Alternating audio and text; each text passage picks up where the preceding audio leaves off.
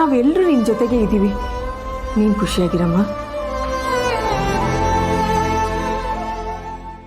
ಅತ್ತೆ, ಈಗ ನೀವೆಲ್ಲಿದ್ದೀರಾ? ಅದು ಸಿಂಚನ, ಅತ್ತೆ ಮಾವ ಈಗ ತಮಗೋಸ್ಕರ ಅಂತ ಚಿಕ್ಕದಾಗಿ ಒಂದು ಮನೆ ಕಟ್ಟಿಸ್ಕೊತಾ ಇದ್ದಾರೆ. ಹೌದಾ ಅಕ್ಕ? ನೋಡಿದ್ರ ಅತ್ತೆ, ಈ ಖುಷಿ ವಿಚಾರನ ನನ್ನ ಹತ್ರ ಹೇಳ್ಕೊಂಡೇ ಇಲ್ಲ ಅಲ್ವಾ? ಚಿಕ್ಕ ಸೊಸೆ ಅಂತ ನಾನು ದೂರ ಮಾಡಿದ್ರಾ? ಅಯ್ಯೋ ಹಾಗೇನಿಲ್ಲಮ್ಮ, ಮನೆ ಏನು ಕಟ್ತಾ ಇಲ್ಲ. ನಾವು ಉಳ್ಕೊಳ್ಳೋಕೊಂದು ಜಾಗ ಇಲ್ಲಿ ಅಂತ ಒಂದು ಸಣ್ಣ ಗೂಡು ಕಟ್ಕೋತಾ ಇದೀವಿ ಅಷ್ಟೇ. ಅದು ಸಣ್ಣ ಜಾಗನೇ ಇರ್ಬೋದು, ಆದರೆ ನೀವಿರೋ ಕಡೆ ಪ್ರೀತಿ ತುಂಬಿರುತ್ತಲ್ವಾ? ಮನುಷ್ಯನಿಗೆ ಬದುಕಕ್ಕೆ ಅದಕ್ಕಿಂತ ಇನ್ನೇನು ಬೇಕು ಅತ್ತೆ?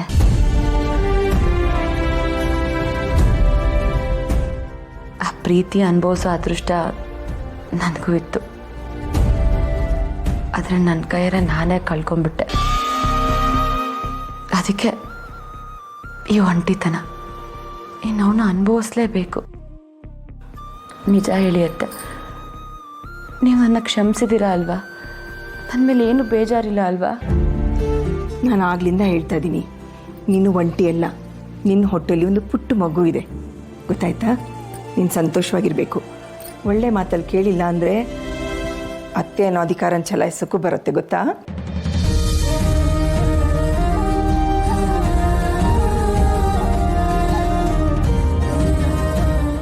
ಸಿಂಚನ, ನೀವೇನಾದರೂ ತಿನ್ನಬೇಕು ಅನ್ನೋ ಬಯಕೆ ಇದ್ದರೆ ಹೇಳು, ನಾನು ಮಾಡ್ಕೊಂಡು ಬರ್ತೀನಿ.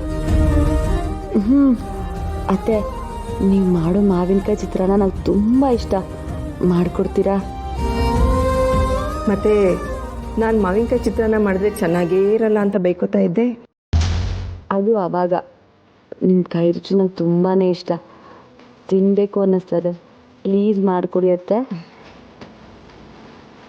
ನನ್ನ ಸೊಸೆ ಬೈಕಿನ ತೀರ್ಸೋದಕ್ಕೆ ಇಷ್ಟೊಂದು ಬೇಡ್ಕೋಬೇಕಾ?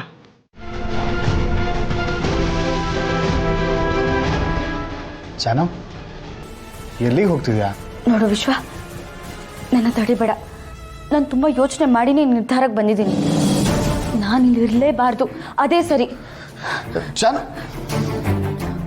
ಯಾಕೆ ಈ ಥರ ದಡ್ಡಿ ಥರ ಮಾತಾಡ್ತಿದ್ಯಾ? ನೀನು ಇಲ್ಲಿಂದ ಹೋದರೆ ಅವ್ರು ಹುಡುಕ್ತೆ ಸುಮ್ಮನೆ ಇರ್ತಾರಾ? ಆಯಿತು, ಒಂದು ವೇಳೆ ನೀನು ಹೋದೆ ಅಂತಲೇ ಇಟ್ಕೋ, ಅವ್ರ ಕೈಲಿ ಸಿಗಾಕೊಳ್ಳಲ್ಲ ಅಂತ ಏನು ಗ್ಯಾರಂಟಿ? ಅದಕ್ಕೆ ನೀನು ಎಲ್ಲೂ ಹೋಗದೆ ಇಲ್ಲೇ ಇರು. ಎಲ್ಲೋ ಹೋಗಿ ಪರದಾಡೋದಕ್ಕಿಂತ ಇಲ್ಲಿರೋದು ಸೇಫ್ ಅಂತ ಅನಿಸ್ತಿದೆ.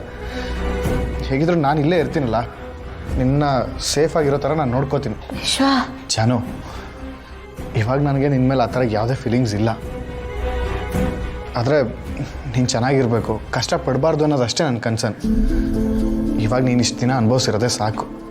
ಇನ್ಮೇಲಾದರೂ ನೀನು ಖುಷಿಯಾಗಿರು. ನೀನು ಎಲ್ಲೂ ಹೋಗ್ಬೇಡ ಪ್ಲೀಸ್ ಜಾನು.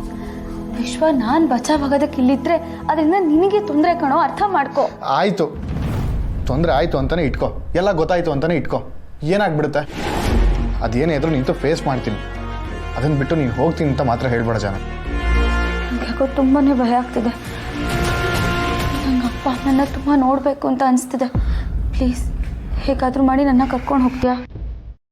ಸರಿ, ನಾನು ಹೇಗಾದರೂ ಮಾಡಿ ಅವ್ರನ್ನ ನೋಡೋದಕ್ಕೆ ವ್ಯವಸ್ಥೆ ಮಾಡ್ತೀನಿ. ನೀನು ಆರಾಮಾಗಿರ.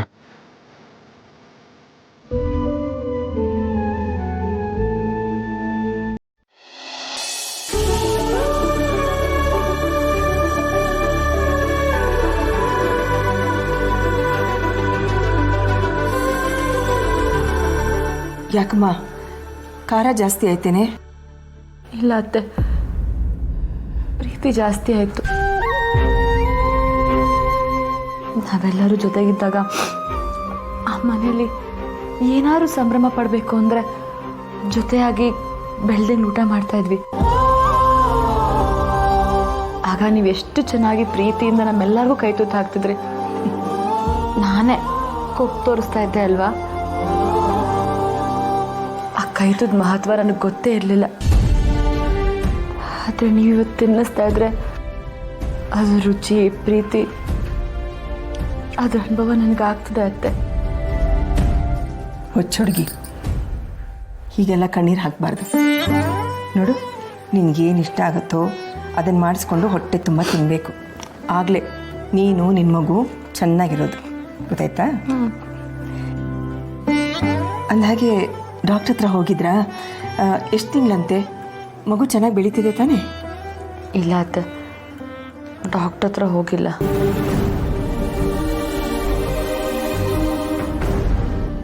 ಏನು ಡಾಕ್ಟ್ರ್ ಹತ್ರನೇ ಹೋಗಿಲ್ವಾ? ಯಾಕೆ ಸಿಂಚನಾ? ಅಕ್ಕ, ಡಾಕ್ಟ್ರ್ ಹತ್ರ ನಾನು ಹರೀಶ್ನ ಕರ್ಕೊಂಡು ಹೋಗಬೇಕು ಅಂತ ಆಸೆ. ಆದರೆ ಏನು ಮಾಡೋದು, ಎಷ್ಟೊತ್ತಿಗೋ ಹೋಗ್ತಾರೆ, ಎಷ್ಟೊತ್ತಿಗೋ ಬರ್ತಾರೆ. ಮನೇಲಿದ್ದಾಗ ನನ್ನ ಹತ್ರ ಪ್ರೀತಿಯಿಂದ ಮಾತಾಡೋದು ಇಲ್ಲ.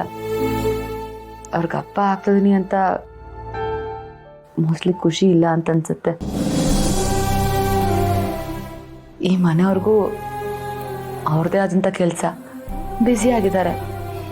ಈಗ ಹೇಗೋ ಜೀವನ ನಡ್ಕೊಂಡು ಹೋಗ್ತದೆ, ಎಲ್ಲ ನಿಭಾಯಿಸ್ಕೊಂಡು ಹೋಗ್ತಾ ಇದ್ದೀನಿ.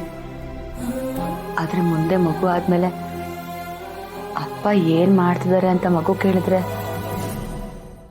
ಏನಂತ ಉತ್ತರ ಕೊಡಲಿ ಅತ್ತೆ?